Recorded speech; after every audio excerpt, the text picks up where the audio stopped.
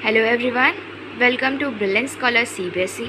Today we will be covering the topic transpose of a matrix. So, here the transpose of a matrix is a matrix that is obtained by interchanging rows and columns. That means कि अगर हमारे पास एक matrix है A, उसमें कुछ रोज़ हैं कुछ columns हैं, अगर हम उसका ट्रांसपोज निकालना चाहते हैं तो हम उस मैट्रिक्स ए के रोज़ को कॉलम की जगह लिख देंगे एंड उसके कॉलम्स को रोज़ की जगह लिख देंगे, मतलब आपस में चेंज कर देंगे, इसीलिए हम इंटरचेंजिंग वर्ड हमने यूज़ किया है. सो हम इसे एक एग्जांपल से समझते हैं. हियर हमने एक एग्जांपल ले लिया है मैट्रिक्स ए. अगर हम इसका ट्रांसपोज निकालना चाहते हैं तो हम ट्रांसपोज ऑफ अ मैट्रिक्स को रिप्रेजेंट करते हैं बाय ए डैश की हेल्प से. एंड अगर हमें इसका ट्रांसपोज निकालना है तो हम यहाँ देख सकते हैं ये कॉलम 1 होगा, ये कॉलम 2 होगा, ये रो 1 होगी, ये रो 2 है एंड ये रो 3 है.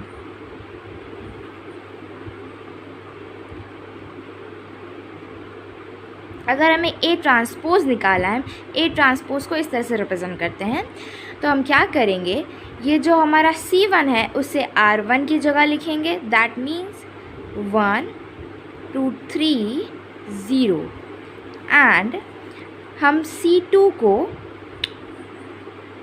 R2 की जगह लिखेंगे. That means 2 3 4. आप देख सकते हैं यहाँ पे हमारे जो रोज़ थी वो कॉलम बन गई हैं एंड जो कॉलम्स थे वो रोज़ बन गए. So here the next topic is properties that are associated with transpose of a matrix. So there are 4 properties in total. The first one is अगर हम किसी भी एक कांस्टेंट को k को हम एक मैट्रिक्स से मल्टीप्लाई कराते हैं एंड फिर उसका ट्रांसपोज निकालते हैं जो कि यहाँ पे है, देन वो बराबर होगा a transpose into that constant. And the second properties is अगर हम ए ट्रांसपोज का ट्रांसपोज निकालते हैं देन वो ए के बराबर होगा.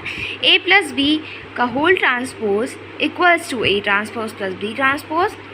ए इंटू बी का whole transpose equals to B transpose into A transpose. This is the 4 properties we have discuss. Hello everyone, so आज का हमारा टॉपिक है सिमेट्रिक मैट्रिसेस. तो सिमेट्रिक मैट्रिसेस के लिए हमें 2 कंडीशंस दिमाग में रखनी है कि अगर कोई मैट्रिक्स को हमें सिमेट्रिक मैट्रिक्स प्रूफ करना है तो हमारी जो 2 कंडीशंस होनी चाहिए वो ये होनी चाहिए. फर्स्ट कि वो एक स्क्वायर मैट्रिक्स होनी चाहिए, स्क्वायर मैट्रिक्स होनी चाहिए. एंड दूसरा अगर हम ले लेते हैं अ स्क्वायर मैट्रिक्स एक्स, तो जो दूसरी हमारी कंडीशन, ये हमने पहली कंडीशन ले ली, दूसरी कंडीशन होनी चाहिए एक्स ट्रांसपोज हमारा x के बराबर होना चाहिए. अब इसका क्या मतलब है, ये हम इस तरह से समझते हैं कि अगर हमने एक मैट्रिक्स ली है x और उसके जो रोज़ हैं कॉलम्स हैं उनको इंटरचेंज कर दिया है, देन एक इंटरचेंज करने के बाद जो हमारे एक दूसरी मैट्रिक्स निकल के आएगी जिसको हम ट्रांसपोज मैट्रिक्स कहते हैं, और जो हमारी पहली मैट्रिक्स थी ओरिजिनल मैट्रिक्स, दोनों के करस्पॉन्डिंग एलिमेंट जो हैं वो सेम होंगी. ठीक है, तो हम एक एग्ज़ाम्पल लेके देखते हैं. Example is very good to clear things out. चलिए हम एग्ज़ाम्पल लेते हैं. हमारा एग्ज़ाम्पल है, हम स्क्वायर मैट्रिक्स है इसलिए हमारा number of rows equals to number of column होगा. तो हमने ले लिया है 2 3 2 1 2 1 -1.1 -1 एंड 1. ये हमने एक ले ली है x, लेट इज x, हमने x मान लिया इसे. अब ये जो हमारी मैट्रिक्स है अगर हमें इसे प्रूफ करना है कि ये सिमेट्रिक मैट्रिक्स है कि नहीं है, तो उसके लिए हम क्या करेंगे, पहले हम x डैश निकालेंगे, मतलब x ट्रांसपोज निकालेंगे. तो यहाँ जो है वो ये कॉलम है, ये कॉलम है, ये कॉलम है, तो हम फर्स्ट कॉलम को फर्स्ट रो की जगह लिख के देखते हैं. तो हमने लिख दिया भाई. सेकेंड कॉलम को हम सेकेंड रो की जगह लिख के देखते हैं एंड फिर थर्ड कॉलम को हम थर्ड रो की जगह लिख के देखते हैं. तो हमने देखा क्या अब हमारे इन दोनों के करस्पॉन्डिंग एलिमेंट सेम हैं, बिकॉज यहाँ पे 3 फिर 2 1 के करस्पॉन्डिंग 1 है, सेम है. दिस इम्प्लाइज दैट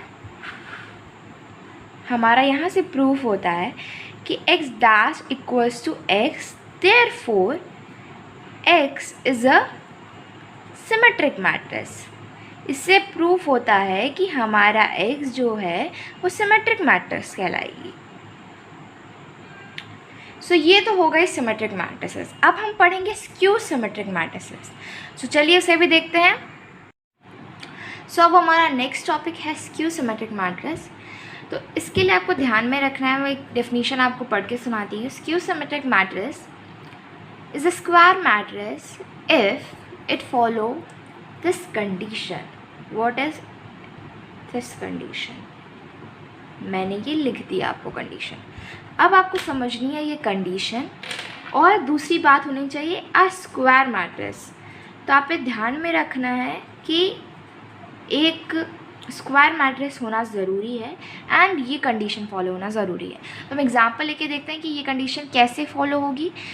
कि जब आपका जो ट्रांसपोज होना चाहिए मैट्रिक्स का वो ओरिजिनल मैट्रिक्स के निगेटिव मैट्रिक्स के बराबर होना चाहिए। मतलब कि अगर हम ट्रांसपोज एक मैट्रिक्स का ट्रांसपोज मैट्रिक्स निकालते हैं और उसी मैट्रिक्स के सारे करस्पॉन्डिंग एलिमेंट्स का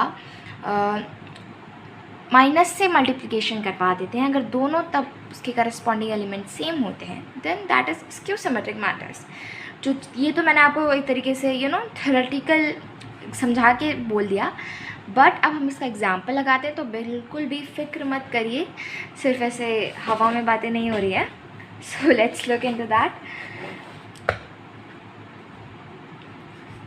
नेक्स्ट इज़ हमारा एक हम एग्ज़ाम्पल लेते हैं। मैं फटाफट एग्ज़ाम्पल लिख देती हूँ। सो यहाँ पे हमने एक मैट्रिक्स ले ली है, इसको लेट कर लेते हैं बी मैट्रिक्स। तो ये हमने मैट्रिक्स ले ली है बी। अगर हम इसका पहले हमें ये जो हमारी कंडीशन प्रूफ करने के लिए हमें दो चीज़ें ज़रूरी है। एक तो हम ट्रांसपोज निकालें गिवन मैट्रिक्स का एंड उसका निगेटिव मैट्रिक्स निकालें। तो हम ऐसा करते हैं, पहले बी का ट्रांसपोज निकालते हैं।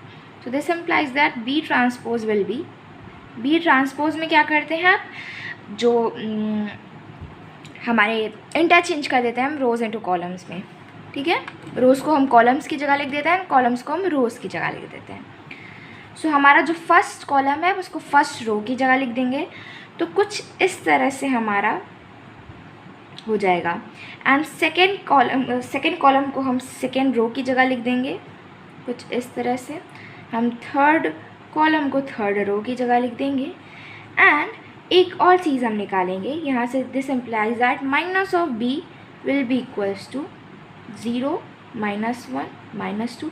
हमने सारे करस्पॉन्डिंग एलिमेंट के बी के सारे करस्पॉन्डिंग एलिमेंट को माइनस से मल्टीप्लाई कर दिया। तो 0 को माइनस से मल्टीप्लाई करेंगे 0, 1 को मल्टीप्लाई करेंगे -1। इसी तरह से हम अब सेकेंड वाले पे करेंगे। तो 1, 0, -3, 2, 3, 0। और हम देखते हैं हमारा B transpose and minus B बराबर होगा। This implies that B transpose equals to -B। Therefore हमारी कंडीशन अब फॉलो हो जाती है, जो कि है B is a skew symmetric matrix. Skew matrix से मैं लिख देती हूँ